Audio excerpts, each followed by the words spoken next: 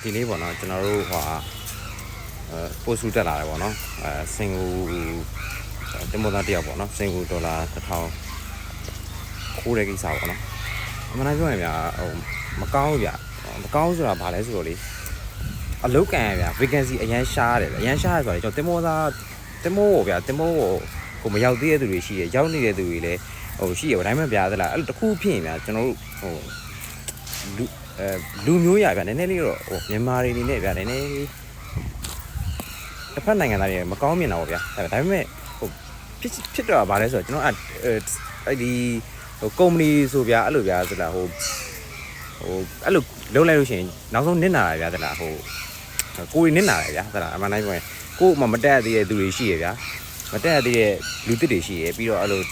ကိုလုံးနေတဲ့ဒီတင်မောသားတွေအကုန်လုံးပေါ့နော်အဲ့လိုအထင်ခံရတာပေါ့နော်ဒီခုနပြောတဲ့ပြီးတော့လေဗျာပမာဏကလေအများကြီးမဟုတ်ဘူးဗျာစင်ကူ$1000ဆိုတော့အမောင်ဝင်နဲ့ကြိတ်လို့ရှိရင်$30ပတ်ချလဲပေါ့နော်ဒီလောက်ပဲရှိတာဗျာ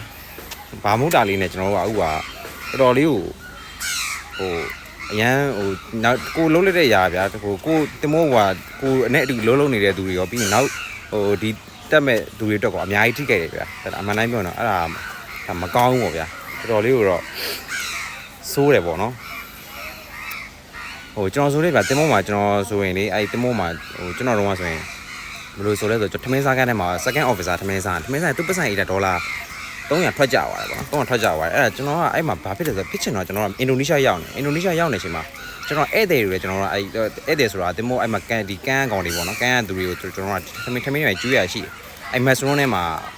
တခြားလူဝင်စားတာကန်ကောင်းတော့အဲ့ second officer ပတ်စံ$300ကြာသွားတော့ဘယ်သူလဲပေါ့နော်ကျွန်တော်လည်းမသိဘူးဒါပေမဲ့တေချာတော့ဒီပတ်စံကိုကျွန်တော်တွေ့လို့ပေါ့နော်ကျွန်တော်တော့မတွေ့လို့ရှိရင်ဒီခုနကပြောကန်လူထမင်းဝင်စားတယ်အဲ့ပတ်စံပါသွားပြီအဲ့နဲ့ကျွန်တော်ဒီပတ်စံဘယ်သူလဲမသိဘယ်သူဖြစ်နိုင်မလို့ကျွန်တော်စဉ်းစားတော့အဲ့နဲ့second officer ဖြစ်လိမ့်မယ်ခုနကဒီသူဝင်သွားတော့သူဝင်မဲ့ခုနအဲ့နဲ့မထူးလို့ငါတကြီးကိုသွားပေးလိုက်မယ်တကြီးကိုသွားပေးလိုက်တယ်တကြီးကိုသွားပြီးတော့ကျွန်တော်အသိပေးလိုက်မင်းတကြီးကိုသွားပြီးတော့ကျွန်တော် second officer အသိသွားပေးဟဲ့အောင်လို့ second လို့မင်းပတ်စံကြခဲ့သေးလားပေါ့နော်ငါအဲ့ဒါမင်းကြတယ်ဆိုတော့ငါတကြီးကိုတော့ငါသွားပေးထားတယ်ပေါ့ကျွန်တော်အဲ့လို inform လုပ်ခဲ့တာပေါ့နော်အဲ့လိုမျိုးပေါ့ဆိုတော့တင်မောမှာဗျအဲ့လိုဇာတိတာပိုင်းကအရေးကြီးတယ်အဲ့ဇာတိတာပိုင်းအရေးကြီးတယ်ဆိုတာဘာလဲဆိုတော့ကိုယ့်ရဲ့ဗျကိုယ့်ရဲ့ image ပဲဗျနောက်ပိုင်းကိုကဒီလို image ကောင်းတယ်ဆိုရင်သူကကိုနာမည်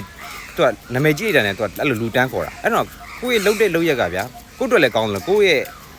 ကိုနောက်ကလူတွေအတွက်ပေါ့ဗျာကိုဒီတင်မောသားဆိုတဲ့ organization တွေလည်းကောင်းတယ်ပေါ့နော်အဲ့တော့